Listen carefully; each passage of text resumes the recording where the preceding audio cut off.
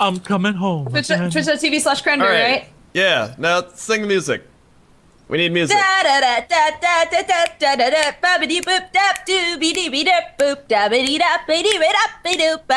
a co-optional podcast. Co-optional. Co-optional. Co-optional podcast. Co-optional. Doom-ba-doom-boom. Joe. Podcast.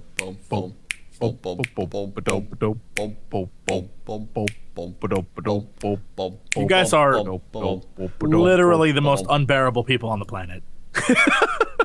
I don't know how people watch this. Welcome to the GIF cast, where Skype has managed to be so bad yet again that we found GIFs of ourselves because the camera crashed like 5 times.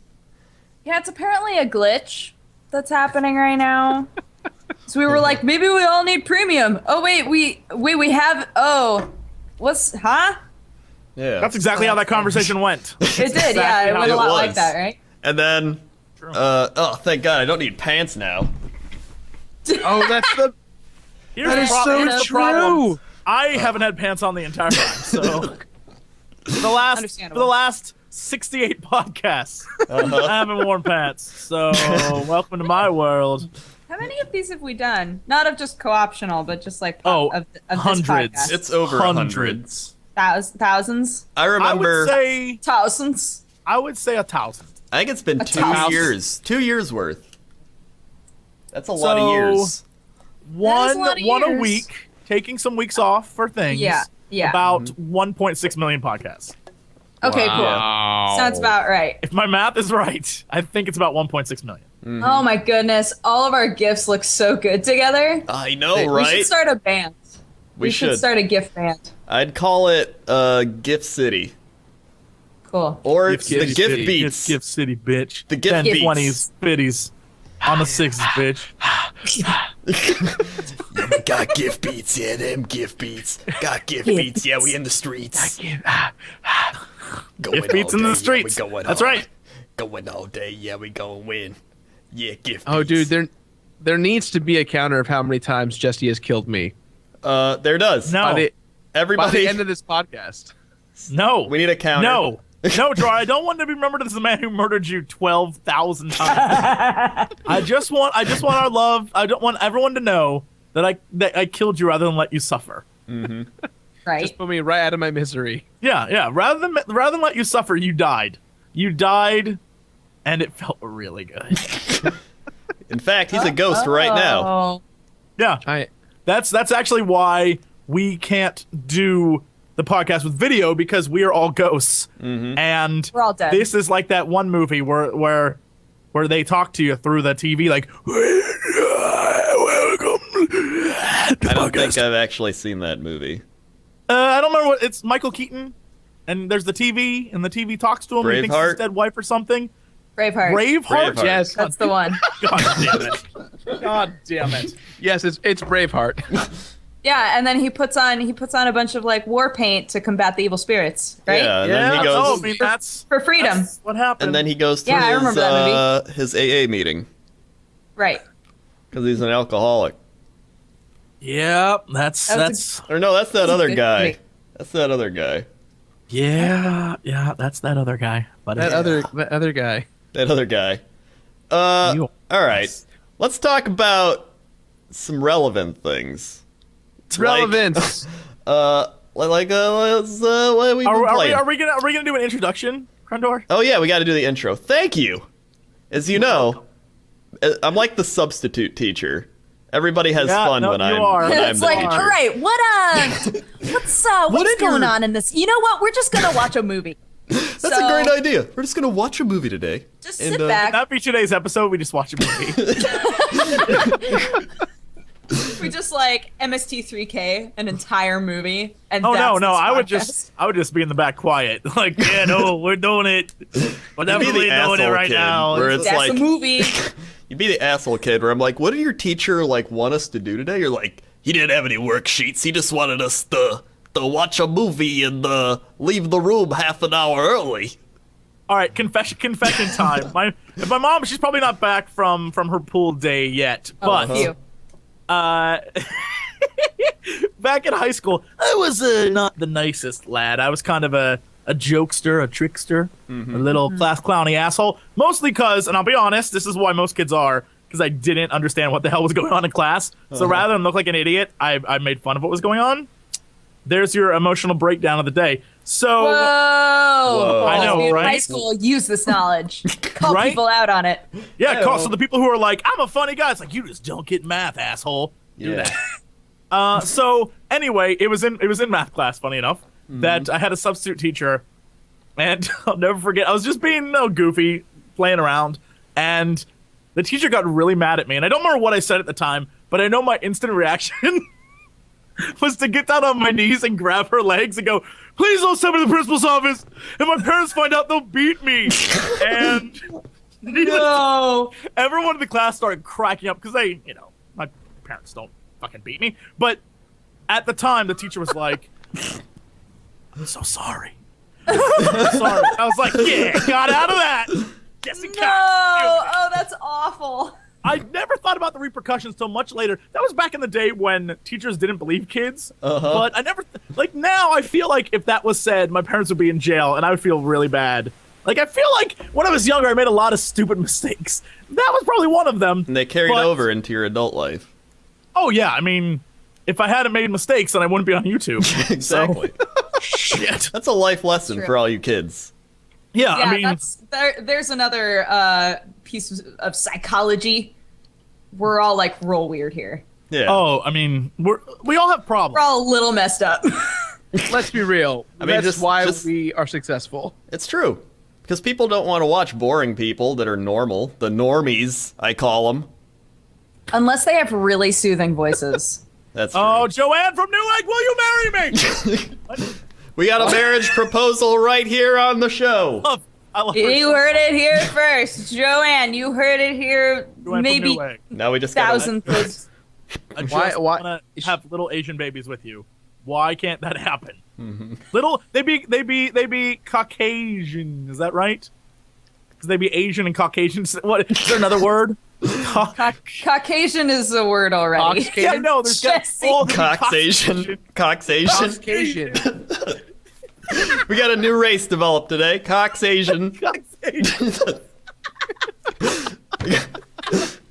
All right. Good thing my phone's upstairs, because I know right about now my mom's calling me. She's like, you fucking asshole. That's Jesse's introduction. Gerard, how are you today? I'm doing well, thank you. I'm in my new office, and I'd love to show you guys, but Skype sucks. Yeah, it does. Yeah. For the split second we saw it, it looked cool. Yeah. Thank you.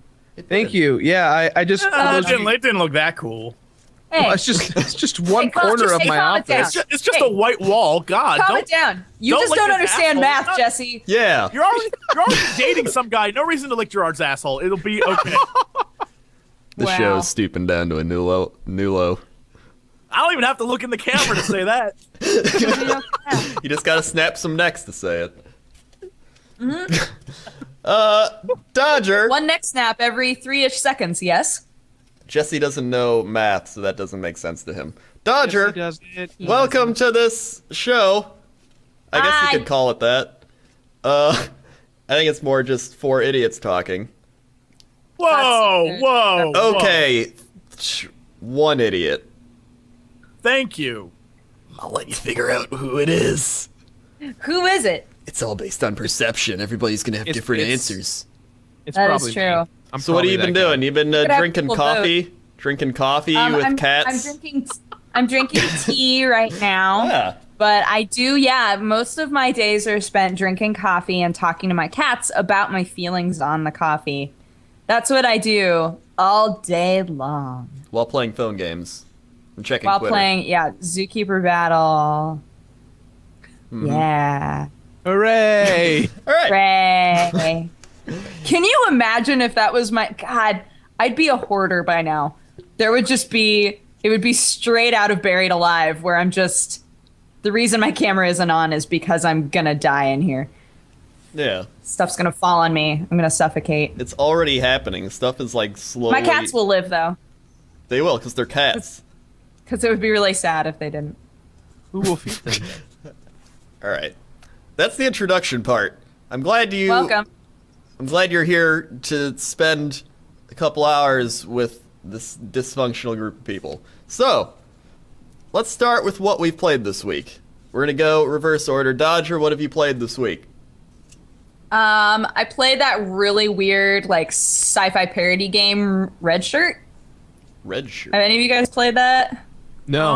No. I've seen it and I thought it looked really stupid. So how was it? It's real dumb. It's a game where you are a red shirt on like a Star Trek Hold on 1 ship. second. Dodger. Yes.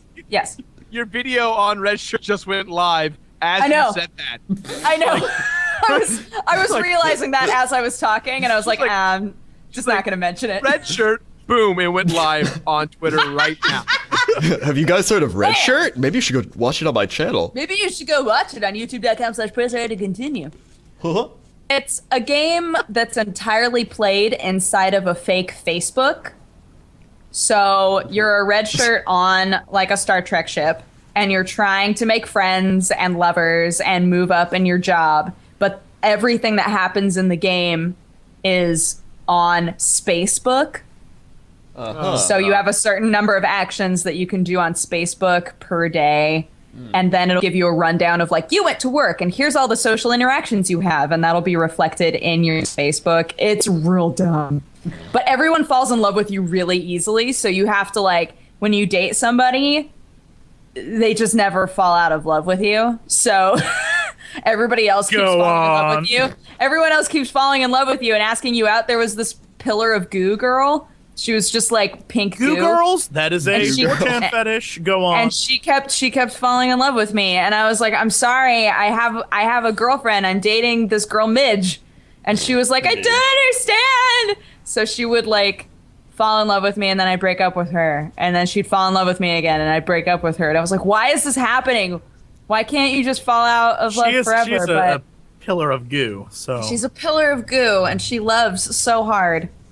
So I played that for a while, and I don't think that I have the patience to live it out through the end. Because the way that they try to make it so that you keep playing is you're given a message early on in the game that's like, in 165 days, something's going to happen, but you don't know what it is. So as the game progresses, you get more information about this thing. And if you live through the end and you don't get put on any missions that kill you, then you win, I guess. I don't know. That sounds like a really awful game. It's pretty bad. I encourage all of you to buy it. I hope it's like Nidhogg, where the victory is just a giant space worm eats you. Oh my god, Nidhogg is so fun. I did play that as well. Played Nidhogg quite a bit. That game is fantastic. That All is of you- I've never all of you actually played heard of Nidhogg? Nidhogg. All Oh right, my God. let me describe this to you, Crendor. Yeah, go Jesse. Nidhogg is a game where you and one other person are playing as little tiny stick figure men, basically, with swords. And one person has to move to the right, one person has to move to the left, right? And so you start in the middle of this map. There are many different maps, and you sword fight, right? Mm-hmm. And so if I'm moving to the right and I kill you, it says go go go, and I can start running to the right. Your job is to stop me. If you kill me, it'll be like go go go, and your job is to run to the left. And we keep like respawning and interacting and fighting. And the whole point is to get to the end where there's this giant crowd that's like, yay, you made it. And then a giant space worm eats you. That's how it ends. Oh, what is the the worm is called a Nidhogg? Apparently it's Norse mythology, like the Yeah, Nidhogg, it eats at the tree of life, I think, or the world tree. like when the world ends or some shit. So basically, it's just a really silly, like, you're a sacrifice, and if you win, you're the sacrifice to Nidhogg. And you're so happy. You're like, eat me! And he does. And that's pretty much it. You're like the guys- honored to be eaten by Nidhogg. Yes, pretty much. And it's so ridiculous. The game's really fast-paced, really fun. It's silly as shit. Like, the deaths and the things you can do are really creative, but it's very quick. It's like a quick, I'm playing with my friends. I don't know why you would want to play it online if it does have online mode, but it's basically you play with friends. It's a party game. It's really silly and really fun. And at the end, you sacrifice yourself. Yeah. It says, in Norse mythology, the Nidhogg is a dragon who gnaws at the root of the world tree, but also in historical Germanic society, it implies the loss of honor and the status of a villain. Whoa. So I like the fact that you, like, repeatedly kill a person, and then at the end, this thing that that represents, like, loss of honor just eats you. It's really great. It's yeah. So that's what I imagine. That's what I It's super imagine. fun. Red And Shirt there are- King is at the end. You're like, we're sending you on a mission to be sacrificed to the giant space worm. You're like, yay! It also has, I don't remember if you said this or not, Jesse, but it has lots of variants. So you can, like the frog jump mode or whatever it is. yeah, frog jump mode and like slow mode and fast mode. There were lots of different combinations that make it really interesting. It's the same with Towerfall.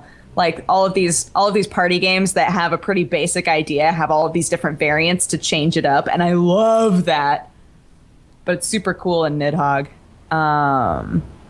Is it only 2-player? Can it be like 4 people? Like It's No, only it's only it's two-player. only Only two-player, two-player. but they have a tournament mode. So if 4 people want to play, then it can be like first player versus second player, and then it'll be like, give the controllers to third player and fourth player, and that sort of thing, and then you can. Gerard, you've seen this because when we were at Evo last year, Oh, this yeah. game was there, and I'm like, by the way, guys, I'm a little blown away that Evo had all these games that ended up becoming really big all of a sudden. Oh, and Jesse and I have played them months before anyone else did. Right? Like, it was like the Samurai developers- Gun. Oh, Samurai Gun, yeah. The developers were there and they were like, yeah, we made this little game. We figured we'd show it off. And we were like, what are you guys doing here? And we sat there like playing. Like, Samurai Gun was a blast. Mind you, the developer kicked our ass, but screw him. It was great. It was a lot of fun. whoa, that's the Nidhogg truck. It's the Nidhogg. That's the noises Okay, he he didn't makes. see me. He didn't see me. We're fine. Oh, thank God. Oh, Dodger, you're doing it wrong, man, if that's the case. No. Throw yourself at him. Accept It him. is an honor. It is an honor to be eaten by the Nidhogg. Oh, great and powerful Nidhogg. Imagine he just carries you away to where all the other cool people are. You don't die. You go to the west. Oh my God! Like, There's he's coming another back. Nidhogg coming. There's another Nidhogg coming. Okay, good. I have a general question. Uh-huh. Do things always burn down where you live, Dodger, or is this just? I feel like at least once a podcast, there's giant sirens like. I know. It's the wonders of living in Hollywood. Yeah. It's the Kim Kardashian truck. It just drives around looking for her. That's the siren. It's just sirens like. Yeah, it's not an actual Con- licensed ambulance. It's just constantly holding her inside of it. Yeah. It wants everyone to know. Just Kanye driving like my girlfriend. It's not a hobbit. She's not a Hold on one second. Bitch, you hobbit? Did you hobbit? She's just driving around. He's driving around with a giant truck that says like she's not a hobbit. The sirens. Yep. Yep. All right, did you play anything else this week? Yeah, after we did the last podcast, I played Kickbeat, Kick me. and that game is silly. It's the game that TB was talking about where you're a ninja, and it's a rhythm game, and there's all of these like evil ninja that are trying to attack you, and as they come to attack you, you have to hit like a certain button. Oh my Oh my God, God, damn. there's another Nidhogg. Damn it, Kanye! Kanye, get out of here. We know your girlfriend's hot, okay? I hear there's a podcast going on up there. I just want to see if I can let you all know that my girlfriend is not a hobbit. She's not a hobbit. I swear. Hold on one swear. second. Hold on one Hold second. Bitch, you hobbit? Let me finish. Hold on, I'm gonna let you finish. Dodge, I'm gonna let you finish. But my girlfriend is not a hobbit.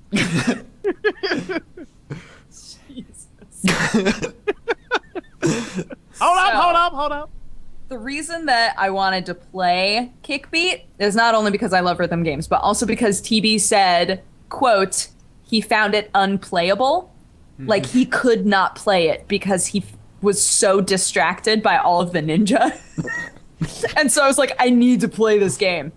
And it is distracting, but I think that it's pretty fun too. I had a lot of fun playing it. So yeah, if you go and watch gameplay of that and you enjoy it, you should probably check it out because it's pretty fun. And at the time that I bought it, it was on sale. I don't know if it's still on sale. All right, it's called Kickbeat. Yeah, it's called Kickbeat Steam Edition because apparently it was for something else before. Oh. I think that's it for new stuff for me. All right, hold on. I gotta insert the TB picture here. Everybody's like, "Can you please turn off the gifs?" I told you. My God! I told you please guys turn off 5 the minutes in, GIFs. people will be like, "This is unbearable. This is literally unbearable." I told you. I warned you. Everybody, I'm- look at the TB picture. Friendor, you should use the picture I sent you. You should use that. I am using it right now. So you can see. There you go. That's it. They can stare at that. That is There it is. TB on his metal cruise. Right? And That's it. Just leave it. Just leave it up there. Let everyone know. all right, I'm just gonna leave it there. We'll switch it over to the other side to, refresh the GIF's newness. Right. Of course. 'Cause that's how this works. Uh-huh. All right, Gerard, what have you played this week? I wish I was playing newer stuff, but because of my show, I've been playing a lot of older games. But I recently played Nidhogg for the first time. Like, actually got to sit down and play it because one of my guys who works in my office, he got access to it, or he just had it on his computer. And then I also been playing a lot of Towerfall because the guys over at Ouya sent me an Ouya, so I've been playing that a lot. And then what else have I been playing? Oh, Castlevania Symphony of the Night for the PS1. That game is amazing. And Super Mario Land 2, because that's always a fun classic Game Boy game. But I wish I was playing newer stuff. I don't have time for anything that comes out on Steam or, I mean, there's not really anything new, is there? Did I miss anything? Any brand new games that are must-haves? Not really, no. I still haven't played Banner Saga, but everybody says that game is great. Oh yeah, I've heard about that too. I haven't played it yet.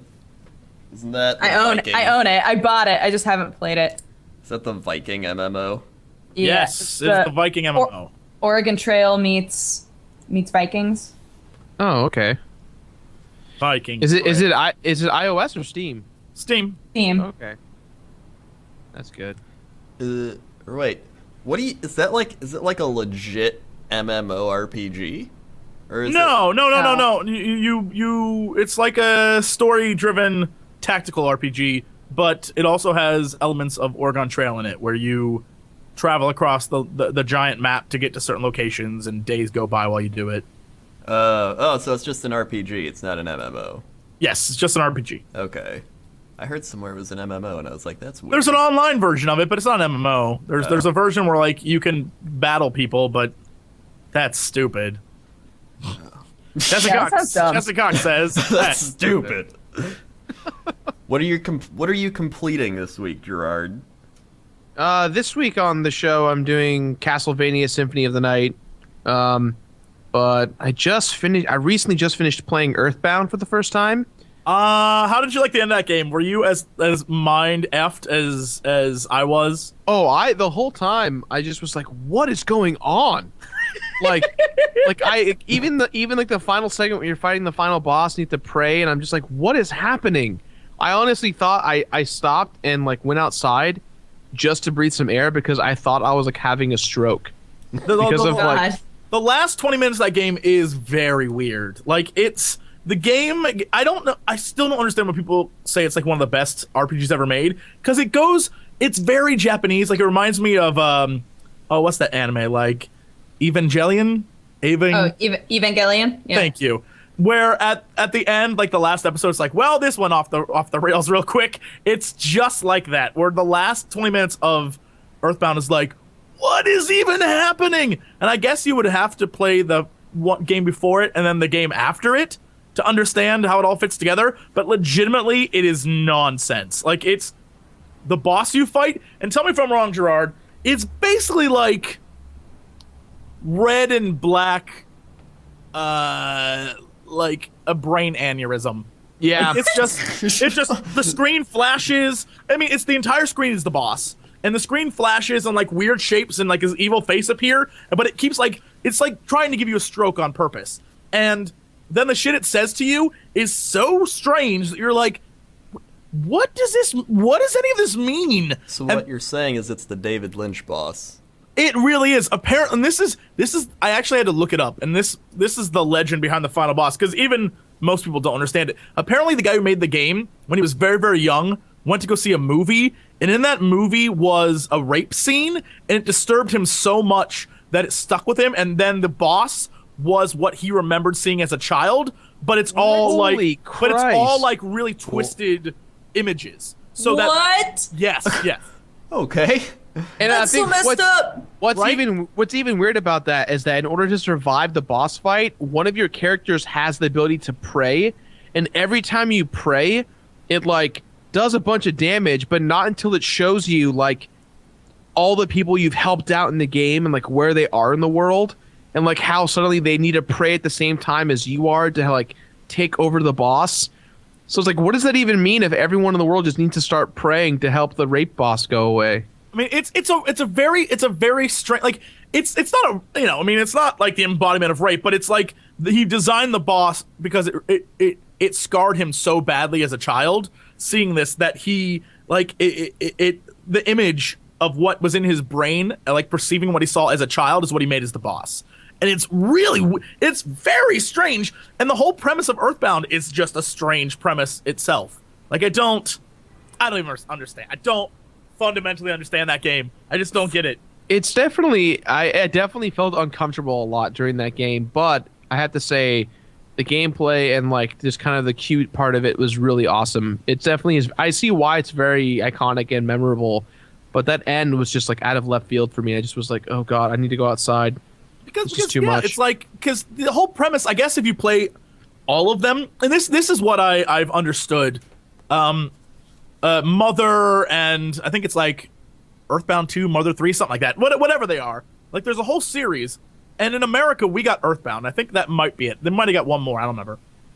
But that whole series in Japan is very, very much more adult than in America. They took the American version and made it very kid-friendly and edited stuff out. But in the Japanese version, it's like there's suicide and like real adult things happening.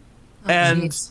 And in the American version, they took all of that and then just censored it for Americans, but still left the overall theme. So it makes it even more creepy where you're just like, what the shit is happening? It's a very strange game. If you want to get weirded out, go play that game. It just, all of it is very weird. I would say it's the game that you don't need to do drugs to do, but because the game does the drugs for you. Like you just start playing, you feel like you're on drugs. The game does the drugs for you. The game does the drugs for you. There you go. So you don't have to. There you go. Like the fact that there is an entire, like there's several wikis dedicated to explaining what the final boss is, and that is just mind-blowing. Insane. Like there's several, just to show you what the final boss is, there's several wikis that are just like yeah, it said it was inspired by a traumatic childhood event. He went to a movie theater and he saw a movie titled Kenpai to Bara Bara. Oh, now you know Shibiji. everyone out there is now going to watch that movie, Jesse. And what? Hold on. What? I was like, did he disconnect? What happened? No. Here's the crazy thing. According to Itoi, I guess that's his name, the film featured a murder scene near a river that he mistook for a rape scene that traumatized him so much his parents began to worry for his well-being. Wow. What?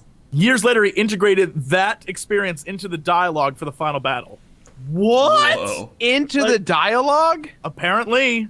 Which is why he says stuff like it hurts. Remember? Like when you fight him, he says like weird shit to you. He's like, it hurts, and then he's like, it feels good. Like weird stuff. Yeah. Yes, that oh my god. Oh, God. What a Oh weird god, game. that's so creepy. Why? So yeah, the last boss is very creepy and very weird and but apparently everyone's like it's one of the 25 best boss battles in the world and it's insane, part of an insane game. Like just because it's insane doesn't mean it's the best. Yeah. It's legitimately crazy. But there are many, like Earthbound is also called Mother, I guess, in Japan. And I assume there's a whole, like the Japanese version of the game is apparently very deep and very meaningful and like it's transcendent. Like in Japan, it's an amazing game because they didn't censor any of it. And like even the tagline is no crying until the end. Like that's Like it's supposed to be a very emotional game. In the American version, it's just they kidified it, but then left in the weirdness, which is very strange. That's super strange. Yeah. I guess that was Nintendo back level. Like even in Final Fantasy VI, like one of the characters was just, it was like a boss, and there was like a nipple, and they were like, nope, cover it. It's like Cover it now. It's like that has nothing to do with anything. She's like a goddess. Why would like just cover the nips? Like that's just, it's part of it. It's part of Nintendo's old weirdness. I don't know. I think Nintendo back then, and they're still, that's kind of a mantra they've kept. You know, they've kept since the beginning of them making games, is that, you know, if it's something that they wouldn't want to show to their kids, then it's something they don't want to show to everyone. That's only Nintendo of America, though. That's the difference. Yeah. Nintendo Japan is like, we make all these games, enjoy, and then Nintendo America's like, whoa, we're not ready for that. It's like, what? Pushing it a little too far there. Although with that said, have you seen Japan? I mean, maybe they're ahead of us on the curve of weird. There was a Anthony Bourdain special on CNN like 2-3 nights ago. I don't know who Anthony Bourdain is. What? Anthony Bourdain is Crendor. You will love him. Crendor, oh my god, you would love Anthony Bourdain. Yeah, he's your kind of guy, Crendor. He did the No Reservation show where he goes around and he like eats different food with crazy people and experiences the culture. And now he has a new show, and I don't remember what it's called, like Destination something. Oh, I've seen this guy. And in the newest episode, or maybe it was new, I don't know. He was in Japan. It was in Japan's underground, and so he goes to meet like the bondage club people. He goes to meet the otakus. He goes to meet all these different people. And then he like goes out to eat with them, and they just tell him like the craziest stuff, and you're like, you people aren't right. There's something wrong with you. And he goes out to dinner with these people, and this girl's like, would you like me to tie you up? And he's like, no, I think I'm a little beyond that. It was so funny. I was like, this is. I'm just saying I want to go to Japan. That sounds like my kind of crazy. It sounds like the perfect place. I would live in Japan if I could. Do you want us to tie you up? Yes, ma'am. I'd be like, yeah. Look, no one ties me up. Tie me up. Let's do this thing. I want to experience. Give me a year in Japan. I will experience everything there is to experience, to be like, you guys are messed up, but it's time to go home. I need to not be here anymore. Done. Over it. Everything I read about them, I'm like, I know this is like a small portion of your culture, and really, you're a graceful, timeless people, but you're fucked up. You guys are crazy. Oh, you know what he did? What did he do? Anthony Bourdain went out to dinner with the guy who was the original tentacle hentai guy. What? So and he told the story. So they're sitting there literally looking over like 30-year-old tentacle porn at this sushi restaurant, while the woman who owns the restaurant's just looking over their shoulder like, interesting. And Anthony Bourdain's like, how come no one cares? He's like, it's just, they've seen it before. And apparently the story is, the reason why there's tentacle porn in Japan is because they are so against penises that was their way around it. He's like, I wanted to make a story where there was just a sex scene and was told you can't have a sex scene. So we had to simulate it, so we got tentacles. That's really funny. And it's because of their crazy laws where sex is bad, but everything else is good. Well, okay, intercourse is bad. Everything else though is fine, which is insane law. So like we just tentacles. And Anthony was like, so do women go to like fish markets to get octopuses? And the guy just starts cracking up. He's like, no, that doesn't happen. Jesus. So yeah, that explains Earthbound. There you go. That's Earthbound. Well, Earthbound. I don't know if I'm going to use it for the review, but it's definitely very insightful. We all learned something today. Thank you for all these deets. I know a lot about. Look, I know. Moving on. Everything there is to know about. Moving on. I was trying to Moving pet your cat and be quiet like usual. Let me finish my statement. I was saying I know a lot about Super Nintendo era games. Is all I'm saying. I know a lot. That's all he's saying. I have all that knowledge stored up here. I was a nerd before you were even thinking about being a nerd. You were sticking your finger up cats' butts before you were even a nerd. Oh, I still do that. Well, yeah, but You still. Speaking of David Lynch stuff. Yeah. We were talking about how. Have you guys ever played the Grow games? No, because that's not a thing. I had never played them before. I played them during Happily Aaron's stream on Saturday. We streamed for 12 hours, and we played the Grow games because everybody was like, "Oh, you guys should totally play the Grow games." And they feel very like weird David Lynchy. It's set up where you have kind of this canvas in the middle, and then you're given a bunch of items or a bunch of things, and you have to figure out the order that you need to put them in the world in order for the outcome to be correct. So like there's one called Grow RPG, and you're given a village and trees and a dungeon and a castle and like all of these things that you would normally interact with in an RPG. And you have to figure out what order to put them in the world so that your little hero can go through and defeat this demon that's on the other side of the world. It's super cool. You should look them up. They're just little flash games, but they're awesome, and there's a bunch of them. They're called the Grow games? Grow games. So like if you type in Grow RPG or Grow Tower, what was the other one that we played? Grow Cube, I think, was another one. That one turned out awesome. They're cool. They're super cool. And obviously they're free because they're flash games. So you should check them out. They're dope. Interesting. I'm just gonna say it right now. Gerard isn't here because the fire marshal has showed up. So I'm gonna replace his picture with a fire marshal. Wait, what? He says, "Are you kidding me? The fire marshal just showed up. I need to walk around with him." What? It gets better, everyone. The show keeps getting better. Hold on. Fire Marshal Bill. Interesting. I like that Skype is over Jesse's face on the stream. I know. Oh yeah, it is. I gotta pop that back up. You didn't actually know. I didn't actually know. Jesse. Yes, dear friend. What did Oh you my play God, this I thought week? you were God too. This week Everybody's leaving. Ah!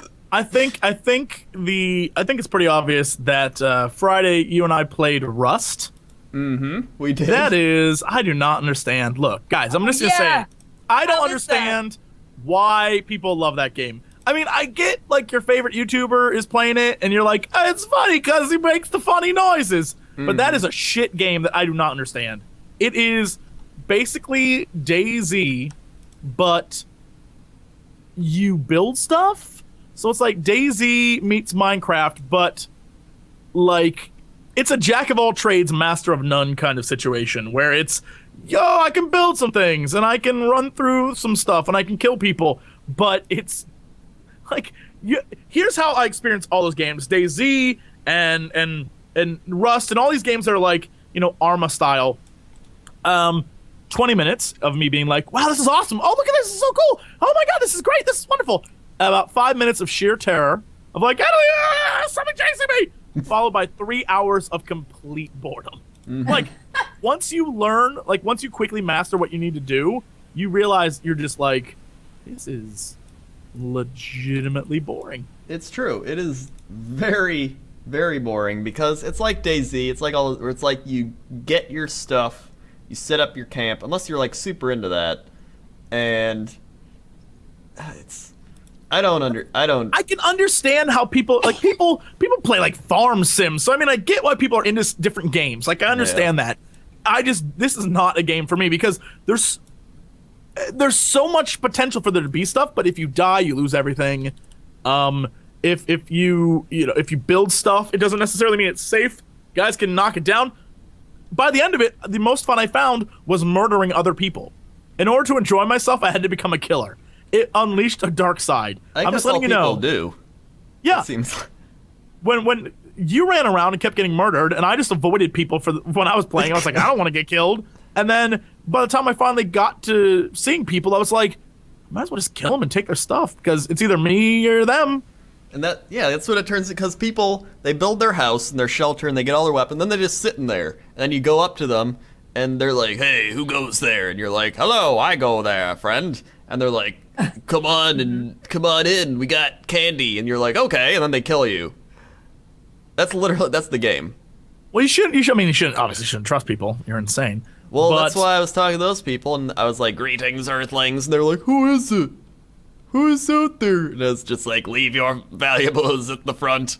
And he's like, no, you come in. And it's like, because they don't know if I'm like deadly or not. I understand that fundamentally there's tons of stuff to do in that game, but I also understand that it is very flawed. Like, you can build a giant base, and there's always some way for someone to destroy it. I mean, like, even if you think you have a giant super base, someone can just C4 the damn base down. How do they get C4? Are they making C4? I guess you get, like, blueprints in the game to do stuff. I mean, it's all well and good, but it's just... It reeks of the slow pace of something like Eve, where it's just... I get why people like it. I understand people like it. Like a super realistic experience. Yeah, and I guess I'm one of those people who I'd rather play a game that is really, really fun and great and silly and over the top and entertaining than do basically what you could do. Like, it's the camping simulator. You are camping. Yep. If you're gonna do that, go do it in real life. Go camp. Go carve out like a weapon. Go hunt pigs, because that's what this game is. Like, Yeah, it's weird because the creators of both Rust and DayZ keep being like, the game is really interesting because it sets up a situation where you're on your own and you're really scared of everybody and you feel like you have to be aggressive. But over time, you have to create friendships and learn to trust people so that you can survive in this world. And I'm like, that sounds like work. It sounds like a lot of work. The one thing I will give them credit for in Rust is they have and it might be in DayZ now, I don't know. I haven't played DayZ since Crendor and I played it way back in the day. But in Rust, they have a system where if you're near someone, you can vocally talk to them through the game. So rather than have to type something out or anything like that, like if I see you in the distance, I can be like, hello? Are you going to murder me? And the other person can either talk to me or not talk to me. And most of the time when you talk to them, people are like, dude, all I have is a rock. I'm just going to go over here and kill stuff. It's like, all right, thank you. But well, bye. But eventually, no matter what, it gets to the point where if it's nighttime and there are people around, like there's one guy on the server we were on who was legitimately paranoid. Like he'd be like, I heard something in the woods. I don't even know. And he like lose his mind and stuff. It's like, oh boy, here we go. But eventually, no matter what, even trying to make friends with people, it just became easier just to kill people because it was just easier. I can't explain it. It just Rather than is. have to deal with people, just murdering them and taking their shit was 10 times easier. I was like, you know what? This is a game I could play now. And then I realized, like, oh my god, I've become a monster. That's what that game does to you. It's like Breaking Bad. Yeah, it turns you bad. Apparently, DayZ has always had voice chat. I guess we never used it. I don't know. Apparently. But yeah, that game was stupid and boring. Stupid and boring. That's my stamp of approval. Perfect. Yeah, if you're into that, you will love it. If you like stupid and boring stuff, that's right up your alley. Mm-hmm. And we also played, what do you call it? Divinity: Original Sin. Yeah. Yeah, that was fun. It was fun. It was, they add literally. I don't think anything has changed much except they added music from when you and I played Dodger. Oh, even with the map and everything? They do have a thing that appears on your map now that shows you where to go for quests. So that was added. But I mean, like, overall, they changed some things about what spells you get at the beginning. Like, you no longer get a lightning bolt spell right away. Oh, yeah. That's probably for the best. Yeah, I did abuse that. I did abuse that spell quite a bit. I was like, electrify yourself, water! Unlimited power. Yeah. Yeah, that wound up being the spell that just, like, killed everything. It was great. It was pretty great. And, yeah, so we played that, and we're just, I'm showing Crendor around. It's fun. But I don't want to spoil anything. Watch it on the channel, nerds. Yeah. Okay. Yeah. And Yeah, I nerds. don't know. Have I played? I legitimately don't think I played anything else. I'm trying. Besides stuff for the channel, I don't know that I have. I found out they're removing the power of the AA in Battlefield 4, so I'm trying to get in as much time as I can. Oh, I'm trying to. jeez. I may or may not be trying. I'm still in the. I'm still rank 1 or in the Division 1 for AA, and I'm doing great. However, I have learned I'm very good with the pistol. There are certain maps that are like pistol only maps. Dude, apparently you can make your pistol like have like 50 things hanging off of it, and That's a lot of things. it makes it so much fun. So I'm like long range pistol snipe, bitch. And I'm like, yeah. It's very silly. So that's what I'm doing as well. I don't know that I have anything else that I'm doing. Nope. I'm looking at my desktop. Nothing. Didn't you play? That's what I always do too. I always look at my desktop to see like, oh, what do I have? I always forget. I have Didn't you all these play, games. Marlowe. Marlo Briggs is great. Here's what I've learned from playing Marlo Briggs. Uh-huh. Everyone on the internet who watches my channel or who watches this podcast, or I'm sure you guys have experienced this as well.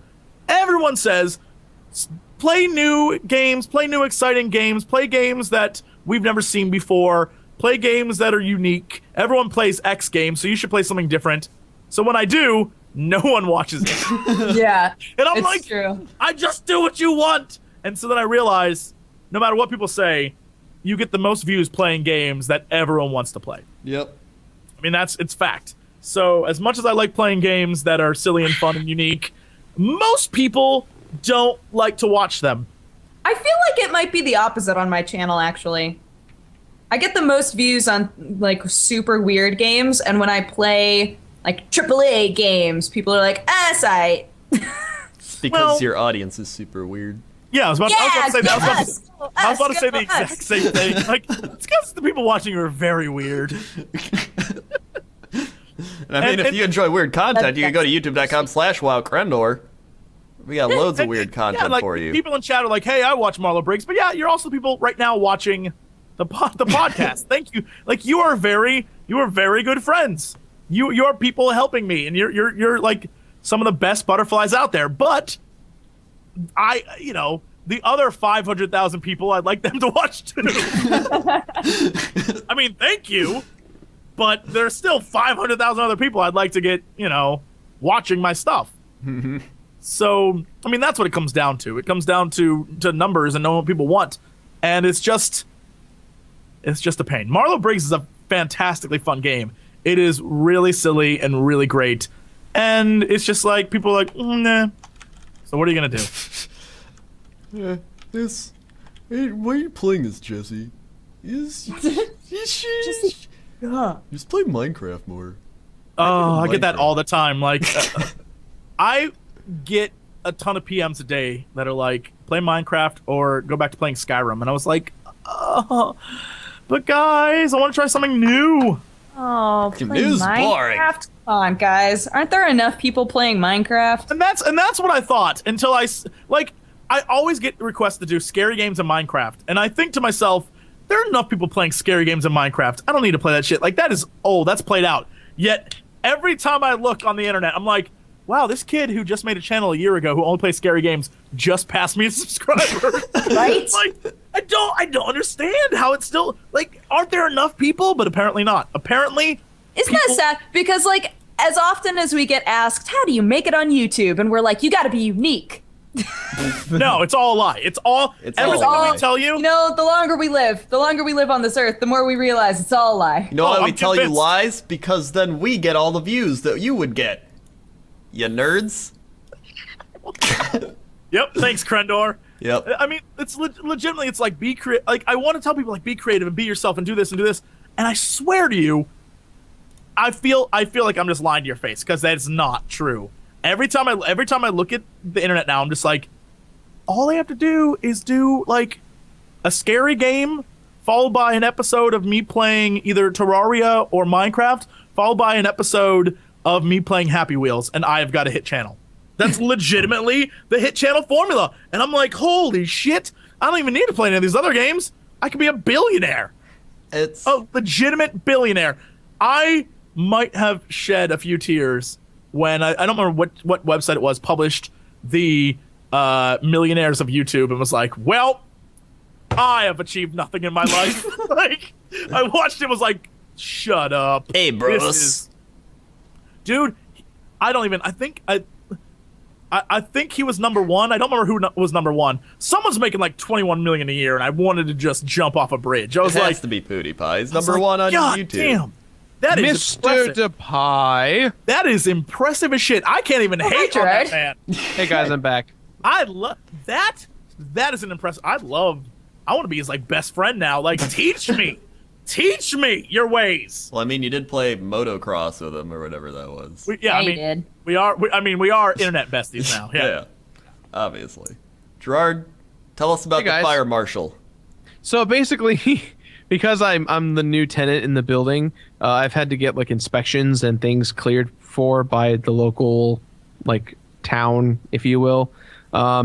And so they just kind of were like, we just showed up to do our inspection. Are you the owner? And I'm like, yes. Like, let's go for a walk. And so like I had to walk around like downstairs, like look at the panels. I had to take them up to the office, had to show them where the internet was. I had to make sure nothing was sealed, made sure it was kind of annoying. And I just was like, so you guys just show up randomly and do this? And they're like, yeah, basically. It's like, oh, well, that's cool. You don't do scheduling or, well, like, what if I wasn't here? They're like, oh, we'd find a way in. It's like, We'd break in. what? Well, have you got? All right. Well, feel a little uncomfortable now. Gonna be honest with you. We'd find a way in.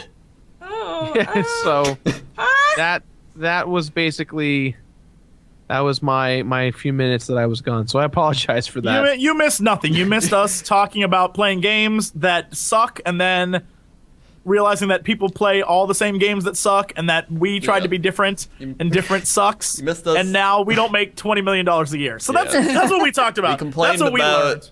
having jobs where we talk about how we can talk about our job on a podcast. Yeah, I mean, really, we first world problem the whole damn thing. We're like, we have some easy fucking jobs, and then complained about how we weren't having easier jobs.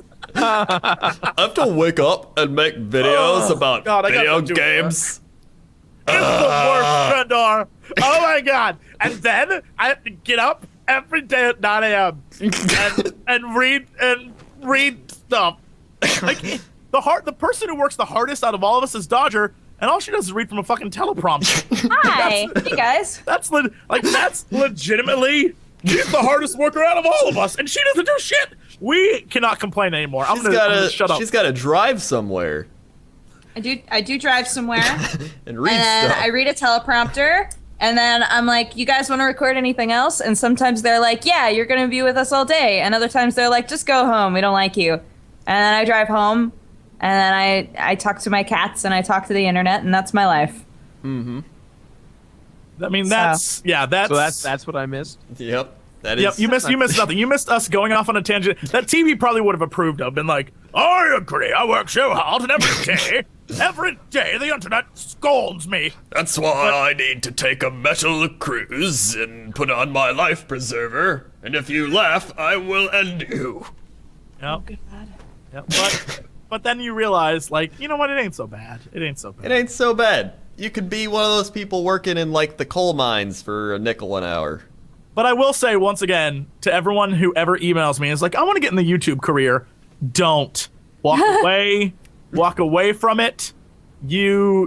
Everyone who started as a hobby. Everyone who's like, I'm gonna do it for the sake of money and making a living.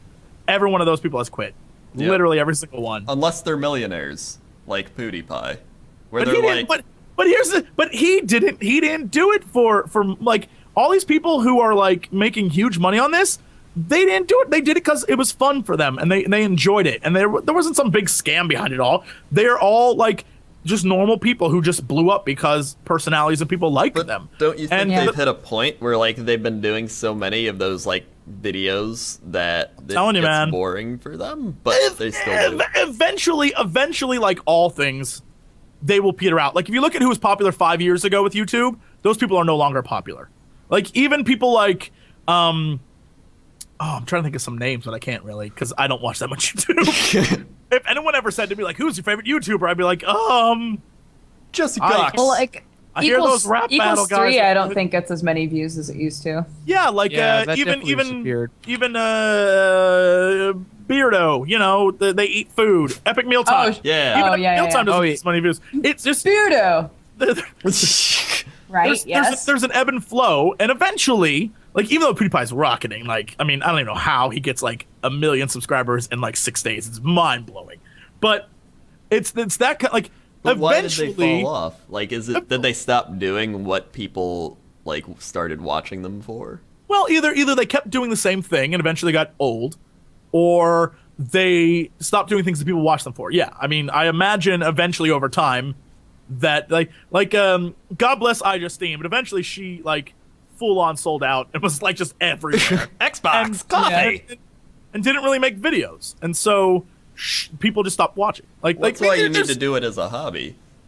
But then there's people like who is it, Michelle Phan, who she like has a makeup thing now. Like she sells like legit She has makeup. a full-on like line of makeup. Yeah. Yeah, like she's beyond YouTube. Like there are people who grow out of it, and that's why they disappear from YouTube. But there are I don't know. It's crazy. It's a whole little thing that does not make sense to me. I don't think I'll ever understand it. But I do appreciate the people who blow up. Like everyone's like, I hate them so much. Like no way. Those people. They figured it out. I want them man. to teach me a class. There's a really great guy.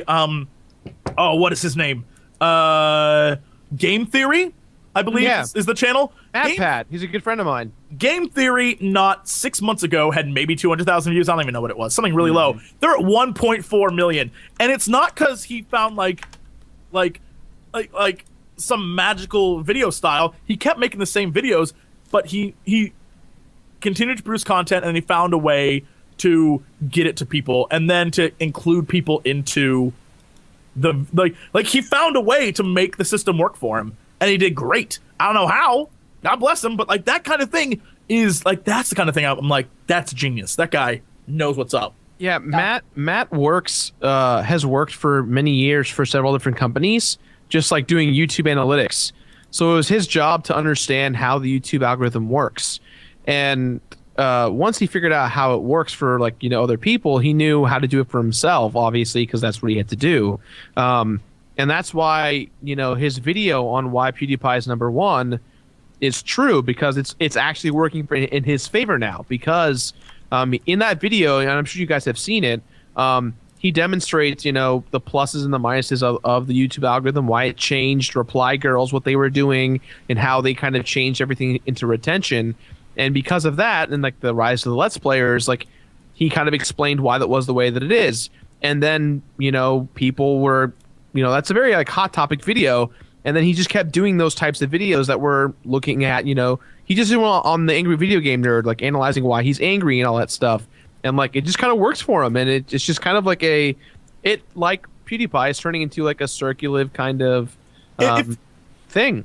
If you remember back in the day, way back when YouTube was like just starting, in order to get views, many people would put like hot girls or just tits on their thumbnails for the videos, and they'd get clicks just cause horny guys would be like boobs, and they click it, and it'd be like I'm trying to remember who that guy was. One of the newsy people, where he would do that with all of his videos, and people would see it, and he'd be like, "Hey, I'm talking Phil about DeFranco." News. Yes, Yeah. Phil DeFranco. Phil DeFranco used to do it on like everything. He's like, "Hey, I'm talking about news," and people were like, "What?" But at the same time, he still does that, and that no longer applies. But he puts hot girls there, but like it's not just boobs, because you can't do that anymore. Yeah. But he got people that not only hated him, but people that did stick around.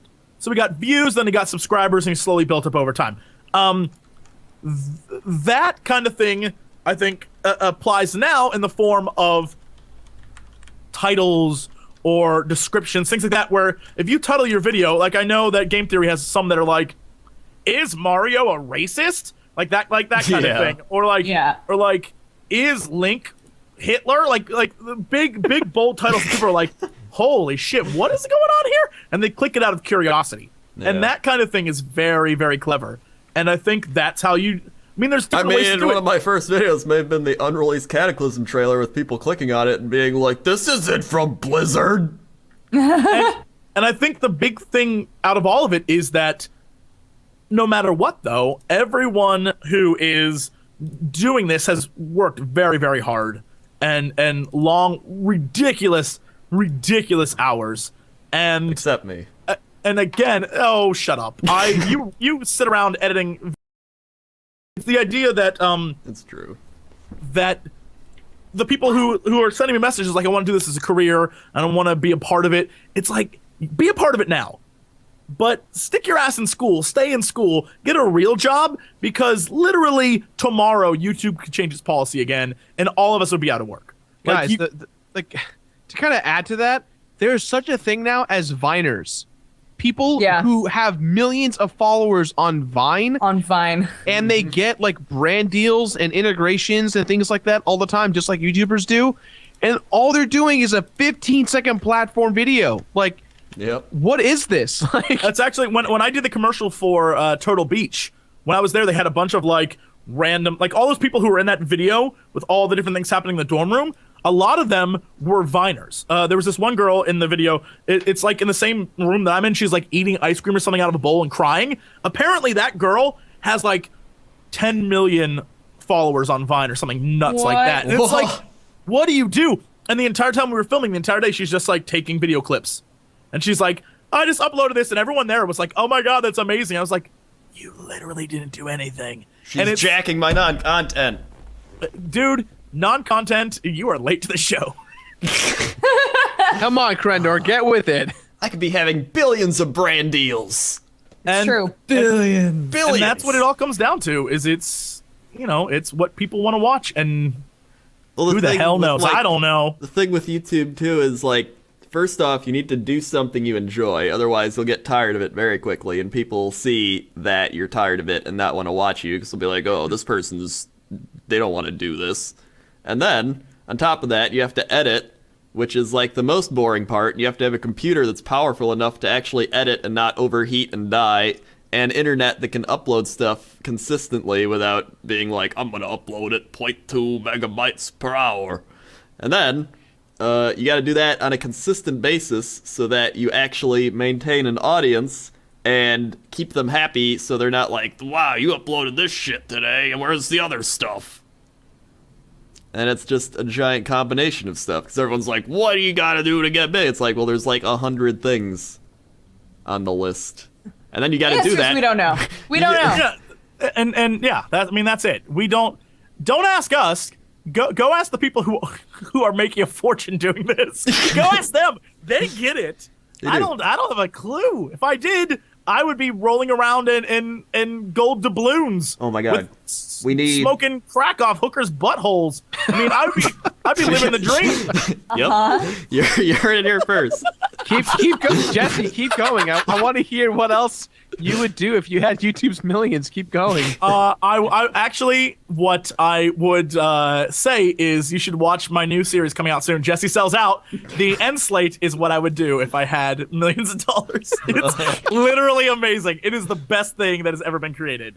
So, also, it's the song Sellout. I'd play that. That'd be my ringtone. Whenever people would call me, Sellout by Real Big Fish would play, and they'd be like, you got cocks! And they'd be like, you got cocks. I'd be like, they'd be like, hey, JC, what are you doing? I'm like, not much. I'm just sitting here making a fortune. That's how I talk when I'm filthy rich. When I'm filthy rich, I'm like, hello there. I actually, that's, when people call, I'm like, hello, Chicago. They'd be like, is this JC? I'm like, yeah, you got the big JC. What's going on? The big JC. The big JC. And they'd be like, we got a deal for you. $12 million if you come to our club opening. I was like, bring the strippers and booze. And make a vine of it. Yep, we'll make a vine. Make a vine of it. Make a vine of it. Yep. That's how it be. No, yeah, guys, we don't know. Do it for fun. Be fun. Celebrate YouTube. Enjoy it. Don't do it as a job. Yeah. Because everyone who did it as a job lucked into it. That's How did true. this happen? We were talking about games we played. Marlo And then Briggs. and Marlo then Briggs started. Marlo it. Briggs. And then we started talking about Marlo Briggs and playing Marlo Briggs. good Marlo games Briggs versus started weird this. games versus games that are supposed to be good but aren't, and then it Yeah. turned into like, Hey, you know what? At least we're on topic. here's how to about make it on games. YouTube, except not really. Huh? At least we're like talking about games. We are. True. And Like, that's- we have to have our like annual should you do YouTube or stay in school debate. Yeah, absolutely. Oh, you I mean the mean- same debate we have like every podcast? Yeah, I mean, I didn't try in school, dropped out, and now I do YouTube, but that doesn't mean you should, because that's competition.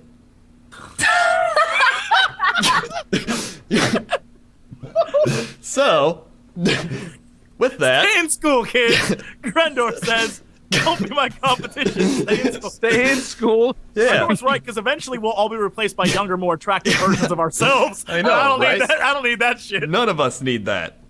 None of us need that. Guys, I still want to be doing this in 20 years. I want to be old, decrepit, like, hello there. Well, I don't know why Are you 20 gonna years. are you gonna sound like that at 50 something? Like, come on. Actually, That's what here's the thing. happens when you snort crack off hookers. True. I hope I'll be in a robe the entire time. A robe that just sort of hangs open. You get little balls down the bottom, like, "Hello, internet. It's me, Angry Grandpa, here to tell you about." That'll be my channel, Angry Grandpa. Angry Grandpa. I think that's Angry already Grandpa. a thing.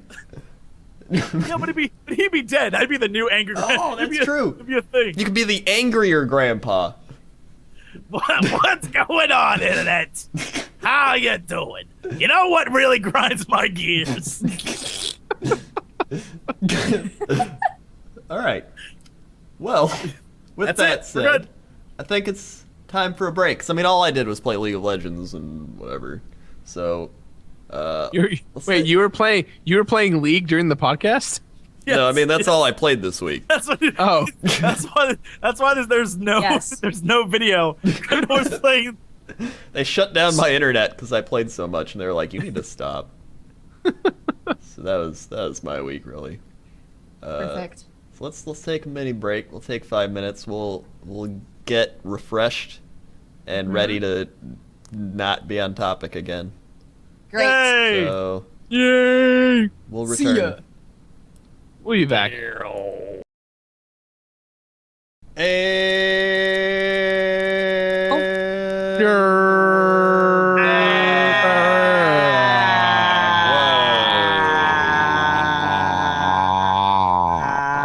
This is why we're not popular. God damn it! This right here is why. Well, I'm just well, playing. Hello, everybody. oh wait, I still didn't do it right. There we go. You didn't even start it. God damn. Oh, No. you can see our Skypes. No, well, yeah, but Oh, there we go. yeah, What? and then the thing. Okay, Hello, we're good. everybody. Welcome back. Welcome to the back. Show. We have some news for you, so please don't go. Stick around, cause news is coming to your ear holes. News. News. That's the news Beautiful. song. Welcome to news. Welcome to news. So, Yes. which news story do you think is the most fun? I think we should. Obviously, we need to talk about the Chinese getting a console. Mm-hmm. Because that is the best thing in the world. It is. So, China console. China console. In China, they're developing a brand new video game console. Some people said that it was a clone of the Xbox, but a lot of other people are saying no, it's a Wait, legit are new you console. are you saying China is making knockoffs? I know, already right? known products? What? That's insane. Nonsense. So according to this article, Chinese government is taking steps towards allowing the sale of video game consoles, which were previously banned. It's not exactly clear how they will be regulated and sold, but they're saying that there's a company based in Guangdong, and it plans to release its first home console later this year. So what do you think? What do you think about this? Let's start with Jesse Cox, because he's very excited. I, for one, welcome our new Chinese overlords and hope that their console is as great as the rest of their country, because I don't want to be on their bad side when they cash in all the debt that we owe them. Long live the chairman. Mm-hmm. Yep. All right. What do you? I think that it's weird, like, as an actual answer. Uh-huh. I think that it's weird that they're like, yeah, we're taking steps to, decide how much of these Western-y things we want inside of our country. But we're also just going to make our own because that way we can just say we don't want them here. Well, the bigger question I have is who is going to, like, what games are going to this console? Like, is it going to have support from Western companies, or is it just going to be all Chinese-based companies? It totally will. China is like, what is it, 1.6, 1.9 billion people? It's a lot of people. Sure, many of them don't have the ability to actually own a TV or power to power a TV, but still, the potential market is huge. And China is a growing country. China is a country that is industrializing very, very quickly, mostly because the government is pushing it. Yeah. And I think that a lot of people, that's why a lot of our companies are going over there, is because it's cheaper and their own government is sort of like messing with their currency. I mean, there's so much going on in China right now that it's basically, if you're not over there trying to make money and you're a giant business, you're a sucker. Like, because that's where all the money's being made. So Yep. I feel like if I was a game company, I'd be like, how do we sell to the Chinese? What games do we need to make in order to get them to buy it? Yeah, they're going to have really strict regulations on the games. But if you know the regulations ahead of time, then you can make games catering specifically to them, or be able to edit your game before you send it over there without them being like, hey, what is this? Yeah. Do you think that it'll only be in China? Oh, no, I assume eventually their console will go elsewhere. I guess it's like the TCL Corporation console or whatever it's called. I feel like eventually because I mean, think of it this way. TCL, according to the article, did a cross promotion with Iron Man 3, and its TVs were in the movie. So any of the TVs you saw, those were in the movie. So even though China's very like, oh, Westerners are bad, they're willing to make money off of us. They have no they'll problem totally with that. make money off of us, yeah.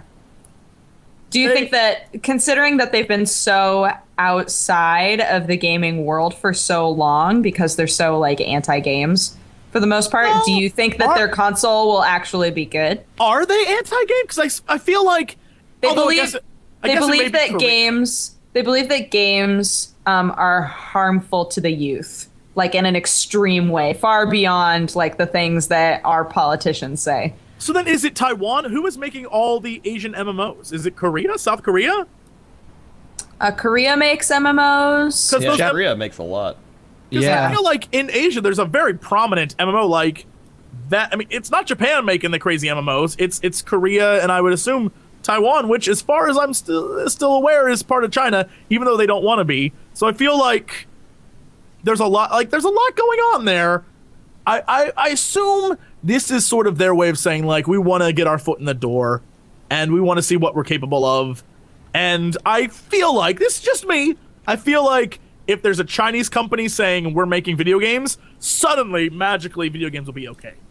I assume it was because these Western consoles are coming. They're like, oh, they're evil. But now they're like, oh no, it's good. It's great. It's fine because we make it now.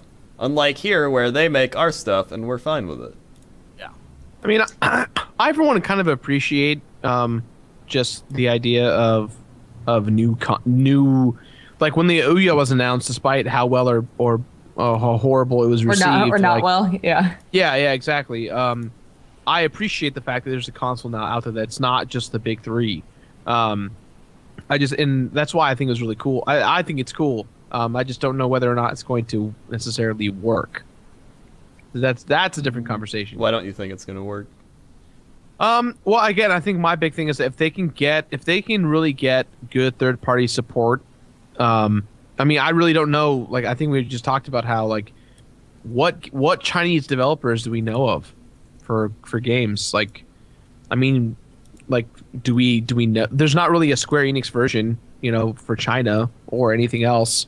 There's not like a Nintendo kind of company that's coming out of China, so they'd have to like make brand new gaming companies that are familiar with creating franchises or characters that people want to play as. So it would like, I think as a whole, it might be good for the economy of the country, but they would really need to like pull out like there are a lot of factors, I guess, in that we'd have to like really pull out some crazy cool companies out of it.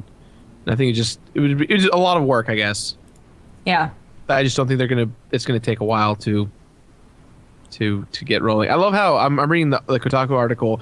I love how on the bottom there's a guy posted a South Park image and it just says the Chinese took our cancels, and it just like it has the image from South Park of they took their jibs. I mean, I don't know. I feel like it'll do decent, but it'll do better than the Wii U. But that's not saying a lot. Oh, Wii U. Poor Wii U. Speaking of which, Nintendo. I haven't. Oh, What? sorry. What? No. I have another China anecdote, and then we can move on. All right. Did you guys know, like, for the most part, they don't allow our television over there either? But they decided that the Ellen show was enough in line with, like, Chinese family values that they've allowed people to watch the Ellen show. And I was like, do they know she's a lesbian? Oh, that's so funny. Do they know? Like, I feel like even Ellen was confused. She's like, really? Okay.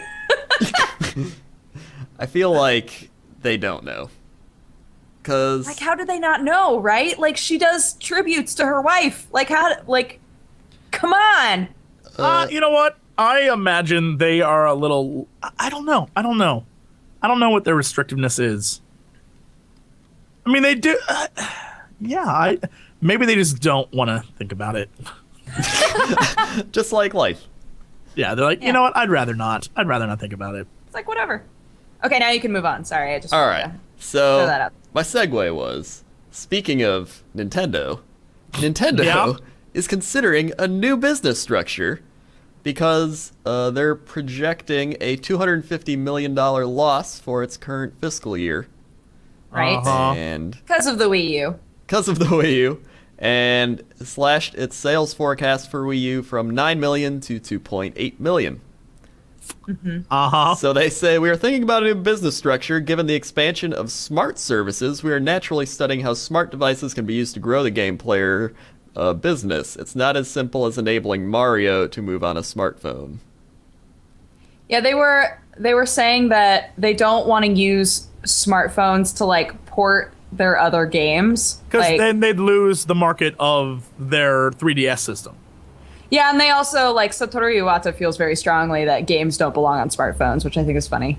He's like, no, games should not be on phones. But they want to use smartphones to, like, advertise for their games, so they want to put, like, mini games on phones, which I think is funny. Don't do that. That is the Final Fantasy strategy of, like, let's put a game where you just move your hand and Final Fantasy characters die. Yeah. Well, That's actually, horrible. That's horrible. I actually want to follow up with this because this is the perfect time.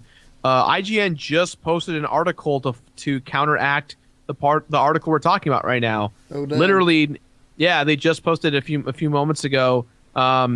Nintendo has no plans for mini games on mobile devices. Actually, Oh. Really? yeah, they just went ahead and I guess they had Engadget is reporting that Nintendo's denying the claims, and that Interesting. yeah, they think that the statement from the company by Iwata might have been taken out of context.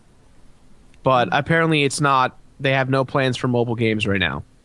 Interesting. And not even mini games for that matter. Like I said, they take a massive hit to their because mobile games are where they make most of their money. And if they were to say like, oh, we're going to take games and make it for an entire other thing, then the console that you'd have to buy to play our games, that would be insane. of Yeah, them it to doesn't do. make any sense because they dominate the handheld market. Yeah, So that'd it's like, be really why? crazy. Why put stuff on phones? But with that said, I mean, here's what's going to happen. I feel like they thought they could sell a lot more off of Mario than was possible. Yeah. Mario's great. Mario is also it's an older franchise that appeals less and less to adults and more to children. But even then, many children are like meh, because there are other things that can hold their attention, right? And so they pumped out a bunch of Mario games for the Wii U, and sure you get to play as a cat, but I don't give a shit. And that game is actually really good. But here's the thing: Yeah, it's super fun. where's the But people lore? didn't buy it. Like, where's the not the lore, the lure L-U-R-E. You know what The I'm saying? lure. The fishing. The Thank you. lure. Like, there's nothing to get people to buy it. I don't remember promotions for that game. The only reason why I know it existed is because you guys were playing it. Like, I had no idea it was I'm even the out. same way. I'm totally the same way. And I feel like they don't do any promotion anymore. They go off of their own, like, well, people should know what Nintendo's doing. Yeah. Like, no one knows. And it's very sad. But with that said, I'm convinced that the minute Zelda or Smash Brothers or any of those games comes out, Metroid, Star Fox, if we get any of that, suddenly sales will explode again. And it's because people are waiting for a game to play on that console. Because right now, there is literally Monster Hunter. nothing worth you. Like I said, nothing on that console. I think the biggest problem that Nintendo had with the console, and this is just because to me, I actually believe in the Wii U. I like the controller. I think that Nintendo finally got it together with the online interaction. I thought that it had a lot of potential. The biggest downfall of Nintendo is the fact that they called it the Wii U, because Yeah.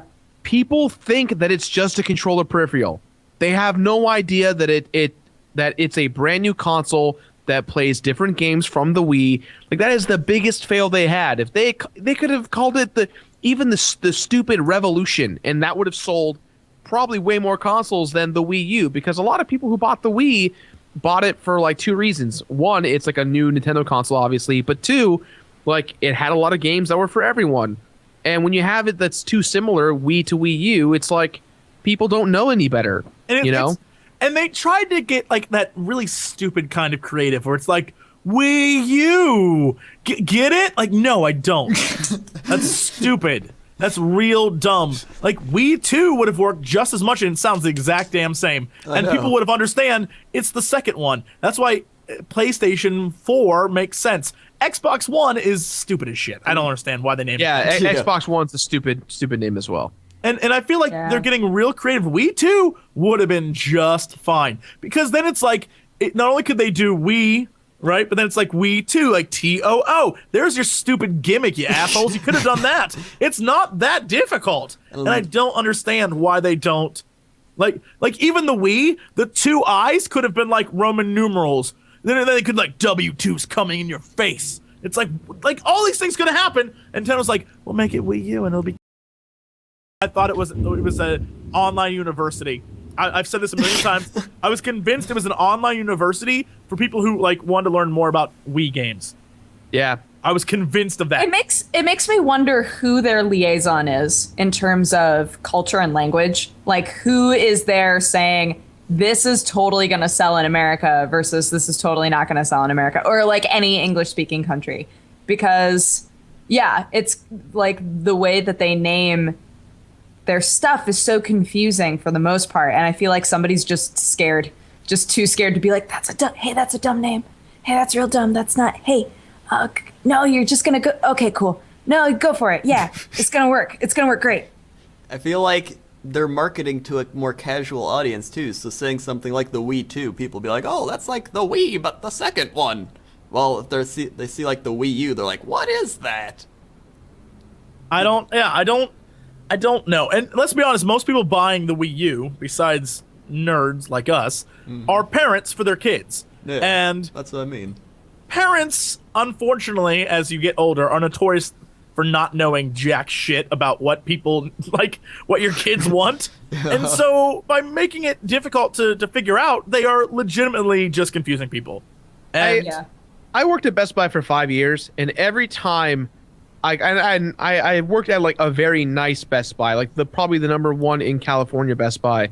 And while I was there, I sold like hundreds and hundreds of consoles to families, and these parents were buying like the Call of Duties, the Grand Theft Autos. They weren't even thinking about what they were buying for their 4-year-old kid for Christmas. They don't care that, like, you know, Grand Theft Auto features, you know, hookers and blow and whatnot. They just get it.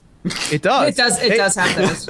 They don't care though, because like that's what their kids want, and like they don't even know what the name of the consoles are. They just know that, oh, my kid wants a gaming console for Christmas. They don't know the names of them. They're like, I've literally every time was like, is it the PS Wii? Is it the Xbox U? Like, what am I getting my kids? And it's like, you know what? If you don't know what you're getting your kids, you shouldn't be buying them from for You one. should But research. Yeah. like even a simple Google search will tell you anything you want to know, but they just don't care, and they've got tons of money, and they're like, "Yep, buy this console with these games. I don't care. It's what my kid wants."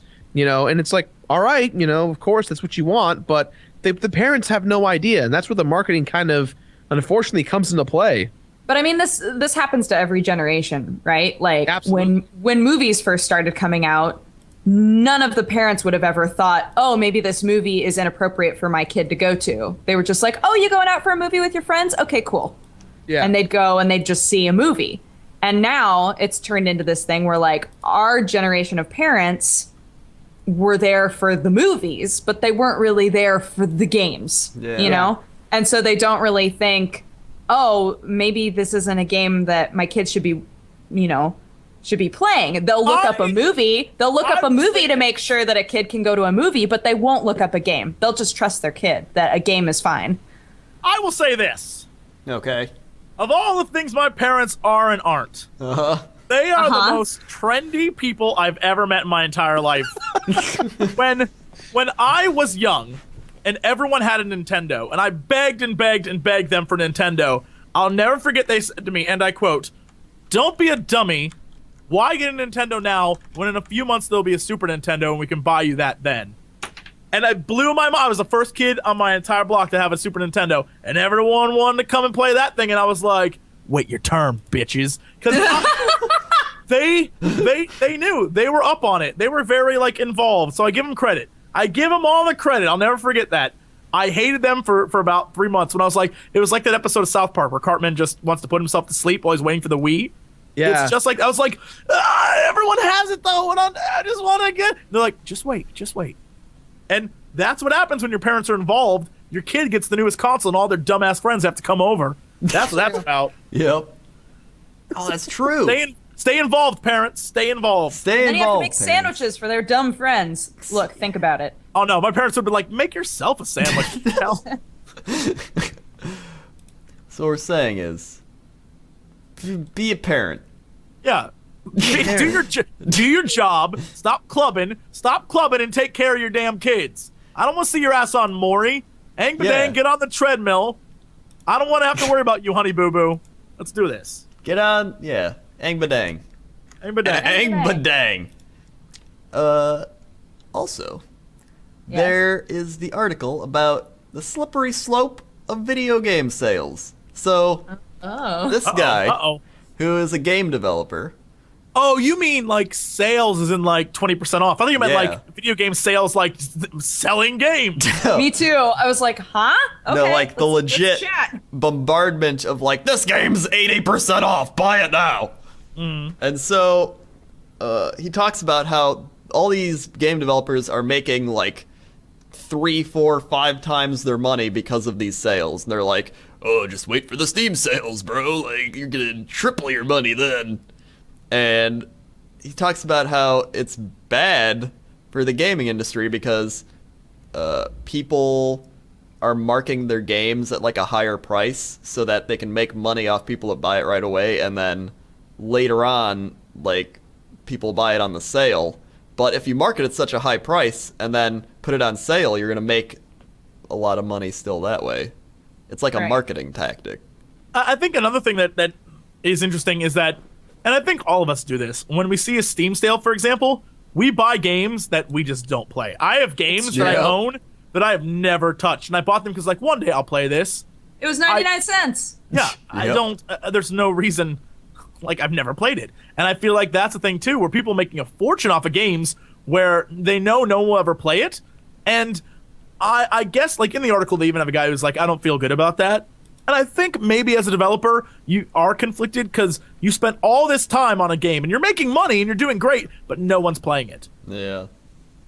So I don't know. And it seems like they have to plan for it to be on sale now. Or even all those early release games. Look at how many games are early release. They planned all right, well, we can early release it and then just kind of work on it. And the people already bought it then. I don't know, it seems kind of shady. Early release is a weird concept to me. Just like everybody's early releasing or early accessing their game now. They are. Which I guess it's basically the same as paid for beta access, right? Yeah. But I don't know. Oh, this is a fantastic part of this article where, so they're talking to this guy, Rawr. I assume he made a game called Starfield Sky, or Inside of Starfield Sky. And he said on the Steam sales, he made a substantial amount of money, but he started to notice a pattern. They actually include like an infograph, which I think is really great on Steam, that they allow developers to see that, because you can see things like green light and see the results of like green light voting, which is, I love that, because it makes me feel good. Like, I'm like, I helped that guy. But in this case, Starfield Sky, he noticed one thing in the infographics. When it wasn't on sale, no one bought it. Almost no one. So sales were like, when the sales were going on, he was making a ton of money. But when they weren't on sale, no one bought it. So in order to make the next sale, he'd have to do an even deeper discount. And so people would go back and so they'd be like, oh, well, now I have to buy it. And then all of a sudden, when the sale's over, no one buys it anymore. Right. Yeah. And so suddenly you are in this weird slump as a developer where in order to sell your game, you have to discount it. And the only way you can discount it is do it with the Steam sales. And so basically you're screwing yourself. It's almost like people expect the game to go on sale, so they're just like, oh, I'll wait, instead of actually paying for it now. Well, not only that, but like sometimes you just don't even know a game exists, especially in a space like Steam where there's so many games. Sometimes you don't even know a game exists until it's on sale because it's part of a sale list. And so all of these games that people just don't realize are around, someone will see and they'll see that it's a big discount and they'll do exactly what Jesse was talking about, where they'll be like, I don't know if this is a good game or not, but hey, it's super cheap. I'll just buy it. Yeah. Because Well, I mean, sorry, go ahead. No, you go ahead. You can go. You haven't talked for this part. Well, I was just going to say, like, I don't know. I always felt weird about those kind of shady tactics in general, just with, like, you ever gone to, like, a grocery store or, like, if you're going to go buy something like a computer or furniture, and it's like, oh, 50% off, like, they slashed it in half, when in reality is if you, like, came in the day before, it was the exact same price. It's just that they marked it up so much and added 50% off. Yeah, is that gross? It's horrible. At Best Buy, when we first started the game trade-in program, it was like, get 100% towards new games, new consoles when you traded your games in.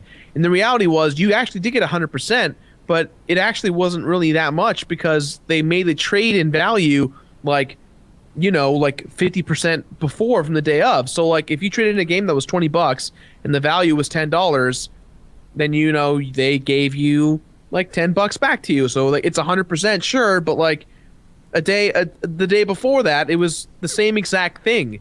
It's just like marketing tools to help you go in there. And I hate that shady kind of, sales tactic stuff that, they try and pull, because that's kind of why people don't buy games to begin with, because, why buy a game brand new when it's going to be on sale at, during the Steam sales, the summer sales or the winter sales. Like, that's why I don't buy PC games, because I know that game is going to be available, for $10 or whatever. Right. Yeah. I think it's really interesting that in the article, the same guy talks about how they can see, you as a developer can see how long people have played your game on Steam. So they have that analytic as well. I remember, Dodger, when you and I went to Belgium and we were talking to the Larian guys, they were like, yeah, no, we saw who beat our game and who quit when. And like when they were talking about Dragon Commander, they're like, we know who beat it. And we know that a lot of people hated the third chapter and quit then. Like, so like you can tell, like, people have this ability to see. And so he's saying that in his game Inside of Starfield Sky, he could tell how much time they're spending on it. And he said every single person who's giving it a negative review played it for less than an hour, which means they didn't even get through the tutorial, the part where actually the cool stuff is explained. The people who paid full price, whatever the full price was at the time, when they bought it, gave it a chance. Some of them played it for hundreds of hours. I really think that when making a more subtle game, he goes on to explain. But the idea is, if it's on sale, people will buy it and be like, well, I spent $2, so shit, I might as well give it a chance. And if they give it a chance and then they don't like it, they turn off immediately, right? But back in the day, he says, when you got a game and it was like $20+, even if it wasn't Chrono Trigger, it was some game, like, you played it. And even though you would rather play Chrono Trigger, you still played it because you just spent a ton of money on it. And by That's God, so true. even if it's a crappy game, you're going to beat this crappy game because you just spent a ton of money on it. Now when there's sales that are insane, you spend money and you're like, I'll give it a try. And if you don't like it, you don't continue. That's literally why my channel and show is called The Completionist, because I got tired of spending fucking $60 on a brand new game and like me hating it after, you know, everyone gave it 10 out of 10 when really it wasn't. Yeah. Like you really, when you spend your money, like the best way to like understand how your money's spent is to actually play the game. Like, yeah, I was a dumb kid for buying like, you know, the Wayne's World Super Nintendo game when I was, you know, like 7 or 8. That game was awesome. But damn it, I bought that game with my own money, and so to make it worth it, I had to play it to like, you know, I had to complete it because I wanted to like really find the value of my money in the games that I own. Yeah, when we originally got our Xbox, my parents bought us an Xbox. They bought like a couple of games, and then it was kind of up to us to get any other games, which made sense. And I would go to GameStop and I'd look through all of their used games. And every now and then I would get one, and sometimes they were just awful. They were just like not good games. But it's true. I would play them a lot because I was like, well, I mean, I bought it, right? Like I spent money on this. I'm gonna play it. But you know, every now and then I'd get one, and it was just a real stinker. But I'd still play it. Yeah. It's true. You would indeed still play it. I think Jesse has to leave now. God bless you guys. I love you so much. I have to go. I have to go film stuff. But I just wanted you to remember that I love you, and that you are all beautiful people, and that I'm hosting the call, so I'm gonna have to leave it on in order for you to continue. So I'll just mute my microphone because you don't want to know what sounds are going to be going on in the background. Oh, I think we do. Oh. It'll be just like weird animal noises, like like that. I don't know what animal that was. All right, goodbye, guys. Bye. Love you, man. Bye. I feel like it's somebody like leaving school early, like we had to go home. Aw, lucky. Lucky. I want to go home from school early. That was the worst in grade school or middle school. Like you saw that one kid that was like, you know, Brian, the principal's office. Your mom's here to pick you up, and you're like, "Oh, you asshole! You get to go home early." I know. Yeah. Oh my God. There was one time when my teacher was convinced that I was sick. She didn't talk to me at all, but she was convinced that I was sick, and so she called my dad during recess, and my dad just came to pick me up, and I was like, what? Okay. And he picked me up, and he was like, yeah, she said you were really sick. And I was like, huh? I mean, let's go home. Cool. Yeah, I am suddenly very ill, Dad. Yeah, I want to go home. Bad. We should go home. Oh man, this headache I've had for the past. Yeah, God, 30s. I've been just pooping all day. Let's go home. Like, it's great. Hashtag pooping all day. Pooping all day. Been all day for days. Oh my God. Oh, that sounds terrible. I know. That sounds like the flu. That sounds like any card from Cards Against Humanity. Pooping all day for days. Yes. That should be a Cards Against Humanity card. Oh my God. All right. So let's see. Is this going to continue on at its high level, or Without Jesse? without Jesse? Let's go through the rest of the news. Have we done all the news? We did. Here we go. There's a article about the holodeck, which is. Oh, that's right. Yeah, that's really. They're making a holodeck for military peoples. Yeah. So it's like a literal like virtual reality type thing, where if you're in the military, you can do this holodeck where you have your gun and you're in this giant like room. Let's see. If the video on YouTube is called VIPE holodeck, and it looks really cool, to be honest. Like, there's like stuff exploding around you, and like you're looking, and like when you shoot your gun, it's like it shoots like the enemies on the screen. Like, it looks like in a few years I would pay money to play games on this crazy system that I don't even know what they're doing. Oh, but it's using a Microsoft Kinect. Oh no. No. Oh no. Aw. No. And are they using DSLRs too as their like their monitor cameras too? That's so weird. Perfect. Oh, I was so excited. I'm sorry. No, that wasn't the Kinect that I saw. Oh, good. I mean, we've been seeing this sort of a thing in futuristic movies for a while now, right? Where they're like, we're gonna put you into this hologram situation to test your abilities. They do that on the X-Men show. Yeah. Oh, and they did it in the X-Men movie. Oh, I just realized. They did it? Oh, yeah, they did. And obviously on Star Trek. Yeah. But they did that in the X-Men movie and on the TV show. Anyways.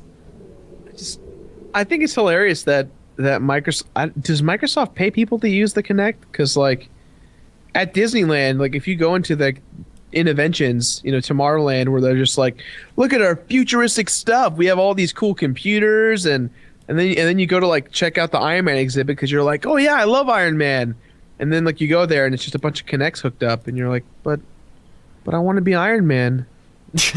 There's Iron Man super But I want to be Iron Man. I don't want to be Kinect Iron Man. I want to be Iron Man. Yeah. Kinect Iron Man is like a broken, half-assed Iron Man. Is like rusting away. I mean, it's so fascinating how.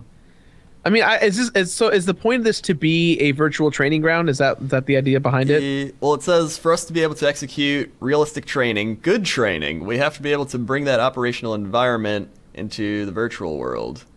We want to get away from having multiple environments, virtual gaming and instruction, and go to one synthetic environment to get a lower overhead and integrate the full operations process.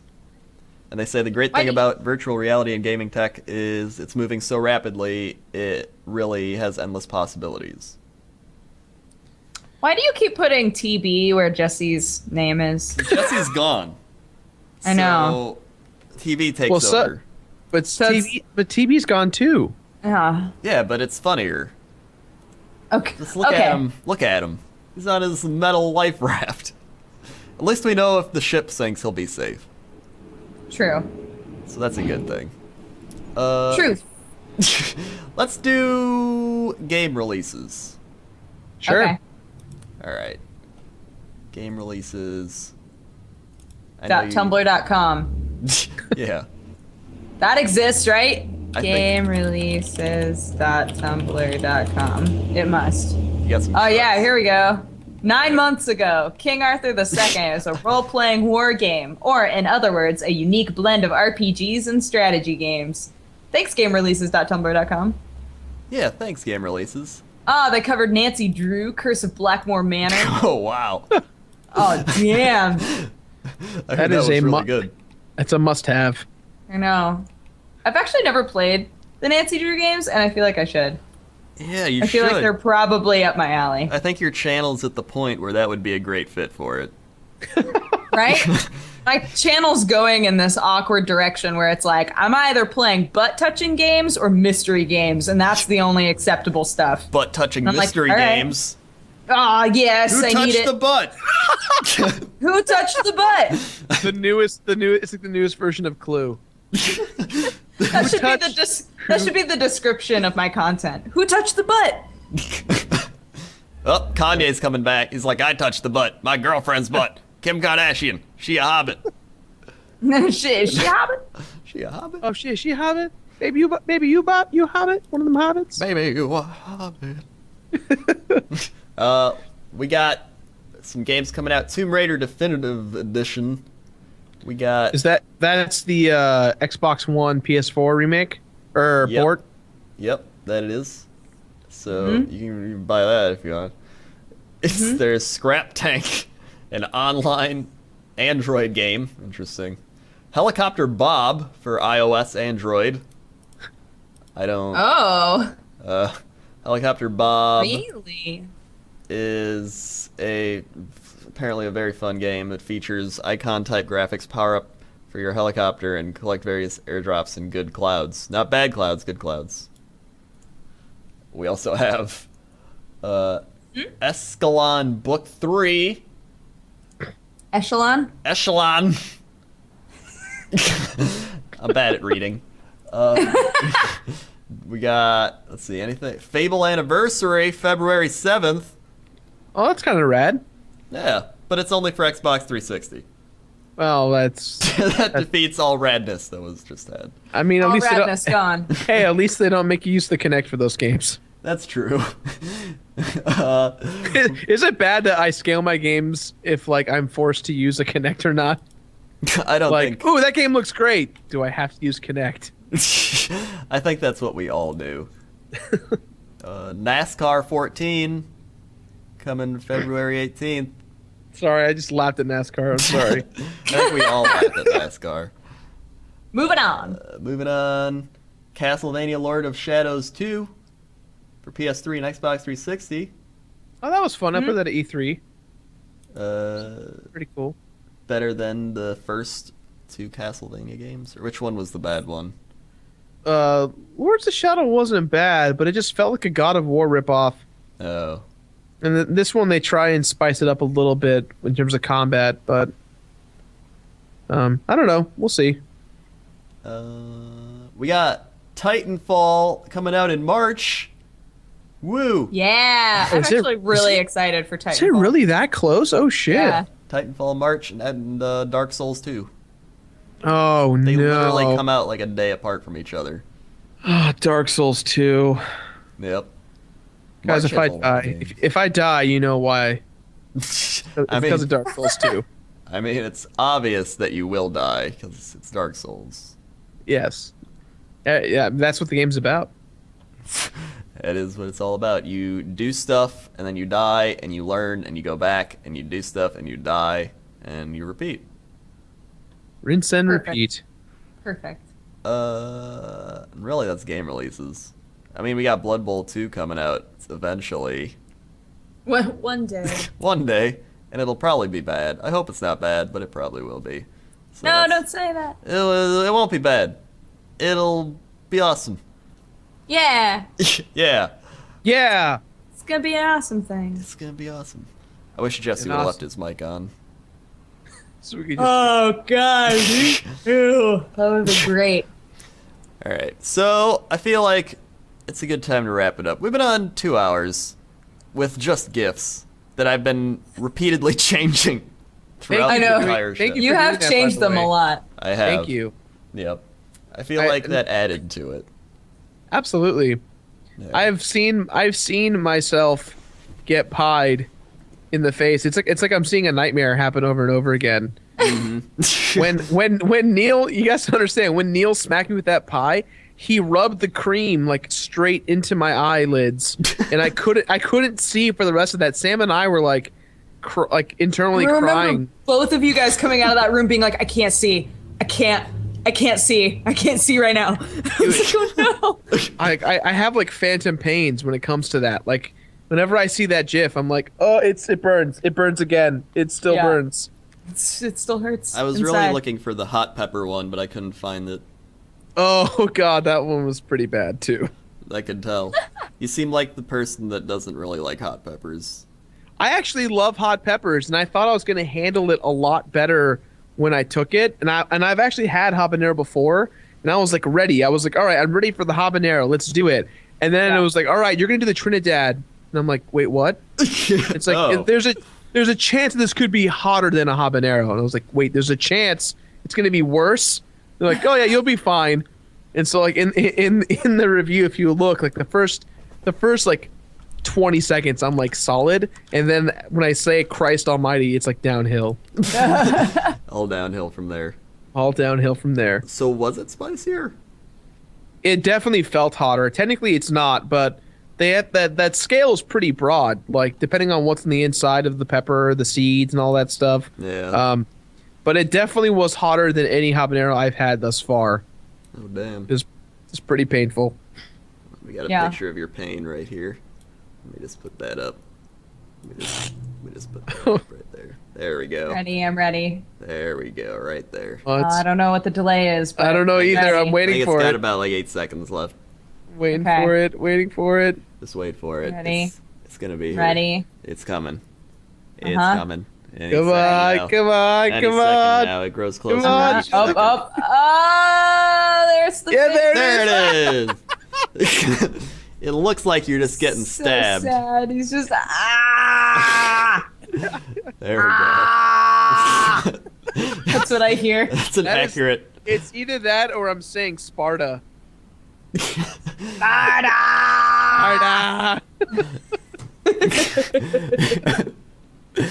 I like how the stream is just gonna see us like being like, "Here it comes." About 20 seconds. For a good 30 seconds. Oh man, I need to do a hot pepper gaming eventually. You do. I Oh, want to you're do gonna one hate as it. well. You're gonna hate it. I'm gonna hate it. Oh It's no! like it's fun. It's the angst of it all. Like the idea of like doing it is like really fun. But then once you're actually in it, you like kind of black out in terms of like what's happening. Like you forget about what you're saying. start You're just like, saying whatever you can. I think there's like a good like 10, like the review's only 2 minutes. I did it all in one take, but I told them to roll because for like 4 or 5 minutes left, I was just sitting there crying, drinking the milk, just like in pain the entire time. I feel like I don't know. I want it because I want to do it, but it's like I've eaten habaneros before, and it's like I don't think you can really train yourself to like. I'm guessing you can. Never had a habanero before. Oh well, you're not gonna handle it very well then. I can assure you. Make sure you chew it. Thank you. Make sure you chew it as much as you can, because if you don't, That sounds like a bad. no, it's not. Because it's either you chew it and it gets hot in your right. mouth, or you don't chew it and it it dissolves messes in your up your stomach, stomach. Yeah. and you get stomach pains very badly. Oh, but Yeah, I don't so want you- my mouth to die. Then I can't talk. Trust me, you want your mouth to burn more than your stomach. There was a couple hot pepper gamings I saw where people were acting like they were chewing and they swallow it and they were like, "Oh yeah, I'm good." And then like the next day on Twitter they were like, "Oh my god, I'm gonna die. I'm gonna die." Yeah, Neil, I was talking with Neil because I didn't realize he had done one. And I was like, oh, I watched your hot pepper gaming. And he was like, I was messed up for like 2 days after that video. And I was like, oh no.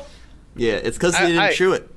Yeah, I learned that lesson the first time around. I did a habanero during the indie live stream for Josh, and it definitely hurt really badly. But I made the mistake of like, don't do. You're lucky enough to do it this way, Dodger. If you have a beard, make sure that you eat all of it, because if it gets stuck on your lips or in your beard, the sensation never goes away. And that sucked so badly for me that first time, because I just felt it hanging like in my nose for so long. It's painful. Oh yeah, and that reminds me. If you I like cut up habaneros for my food occasionally, because I like that. And then you get it under your fingernails and stuff. No. Oh God. And then you accidentally touch your eye or something. Yeah. Yeah. Oh. Oh my god, that is the worst. And you like pour milk on your eye, and you're just like, God, go away. So just remember, you wash your hands very thoroughly after you do that. Wash your hands. Wash your hands. Merrily down the stream. Is that how it? Yes. I'm pretty merrily sure on the live stream. This is the best non-content podcast you'll ever see. It is. And all right, let's wrap it up. So, Gerard, where can we find you and your stuff and videos? You can see my stuff on youtube.com/ThatOneVideoGamer. I have the show called The Completionist, where I complete games 100%. And if you like comedy and reviews, I suggest taking a look at that. And I have a show called Defend It, where I defend games against the internet. And that's also really popular and fun too. Also, fun announcement, which I'm sure everyone knows by now, but normalboots.com, which is a site that me, Peanut Butter Gamer, and JonTron formed about a year and a half ago, almost 2 years ago. We shut down and we came back recently as of last weekend. So it's the gang's back together. It's like the Avengers of YouTube reviewers in a way. Oh yeah. It's me, Peanut Butter Gamer, John Tron, Continue, and Did You Know Gaming. And then we just added 2 more folks to our lineup. We got Satchback Says, or Satchback's Goods. He's a talented guy who does insane, in-depth reviews that are just really cool. And then Pro Jared, he's also within our team. So, and we're going to be posting our videos exclusively on Normal Boots first a week for a week, and then they'll be uploaded onto YouTube. So if you want to see this week's episode of The Completionist, go to normalboots.com first, and then it'll be uploaded onto YouTube a week later. Oh. So, yeah, that's all you got from me. Your Twitter? Oh, JK completes it. And Facebook is The Completionist. There you go. And now, Dodger. Hello. I do gaming stuff and vloggy stuff. My gaming stuff is on youtube.com/presshardtocontinue, and my vloggy stuff is on youtube.com/dexterity-bonus. And pretty much on every social media thing, I'm Dexbonus, DEXBONUS. And that's about it. That's my life. I have 2 cute cats that show up in my videos sometimes, so if you love cats, you should hang out. And now a British man. And a British man sometimes shows up as well, yes. Yeah. All right. I'll do Jesse Cox for this segment. Hey, everybody, how's it going? I'm Jesse Cox here. And we're gonna be going over to my channel where I play some stuff that people don't care about, like Marlo Briggs. Oh yeah, or you can watch me and Crendor play games, it's kind of funny. Or there's the Cox and Crendor podcast on SoundCloud and YouTube that we used to do, but then I got really lazy and didn't edit it. What else we got going? Jesse Cox Twitter. We got Facebook Jesse Cox. We got Cox Crendor Animations. We got YouTube.com/Jesse Cox. This is alright. This hurts my voice a lot. I don't know how I do it. Jesse Cox, you're sounding a lot like Bill Cosby right now. Jello pudding pops. Rudy. Rudy! What's the name, Rudy? I say Rudy. Rudy. Jello pudding pops. Chicken Rudy. Wow, thanks, Jesse. Yeah. That's pretty cool. So, and then finally got my channel is youtube.com/RockRender. You got facebook.com/Crendor. You got twitter.com/RockRender. You got WoWCrendor.com that leads you to all those things. You got districtlines.com/WoWCrendor. You can buy great mugs I've created. You can also go to Rodeo Arcade where my shirts are on sale sometimes. RodeoArcade.com/WoWCrendor. You can also go stay on my stream and follow and subscribe to it. Twitch.tv/Crendor. It's a great stream. Sometimes I stream. And then all the Cox and Crendor stuff as well. And then watch my videos. Oh yeah, youtube.com/CrendorIRL. Best non-content channel around.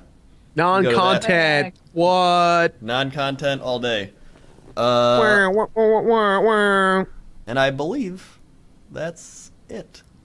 So Woo! we made Thanks it through. We did. Welcome. Made it through Thank the you gift for cast. having me. Yeah. You are welcome. We will have you back in the future, including myself, where I'm the substitute teacher. So. Yeah, without constant gifts, with Skype working, the whole gang, it'll be good. Sometimes you need this. Sometimes you need it to appreciate. This is a palate cleanser episode. It is. Palate cleansing, complete. Everyone misses TB, but we got great gifs of him and pictures of him in a life vest. So it was Perfect. worth it. Okay. Sweet. I'll see you later, everybody. Bye, everyone. Bye. Play outro music. Brr. Go. Outro music. You've